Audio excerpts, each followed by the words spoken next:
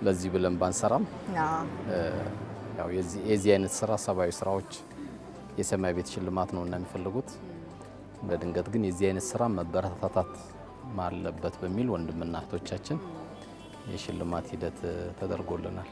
ከዚህ ቀደም የምናውቀው እንደዚህ ለማህበረሰብ ለኡማ ሲያገለግሉ የነበሩ ኡስታዞች ትላልቅ መሻይኾች ከሞቱ በኋላ ልጆቻቸው ሜዳ ላይ ወጡ፣ ተበተኑ፣ እንደዚህ ሆነ የገቢ ማሰባሰቢያ ሲዘጋጅ እንደዛ አይነት ነገር ነበር የምንሰማው። አሁን እየተለመደ ነው። በቁሙ እያለ መመስገን የሰራው ነገር አፕሪሼት መደረግ ፕሮሞት መደረግ እየተጀመረ ነውና ለእናንተም በጣም ጉልበት እንደሚሆን እንግዲህ መገመት ቀላል ነው። እንኳን ደስ አላችሁ። በድጋሚ እሷስ ማናላት ፕሮጀክት ሁልጊዜ በየአመቱ በኢድ አል-አድሃ እናቶች ልብስ ይለብሱበታል። ሁልጊዜ እናቶች ቤት ውስጥ ሲያሳልፉ በተለይ ወላጅ የሌላቸውን አባታቸው የሞተባቸውን ህፃናት ይዘው ሲንከባከቡ የራሳቸውን ጉዳይ ይዘነጋሉ።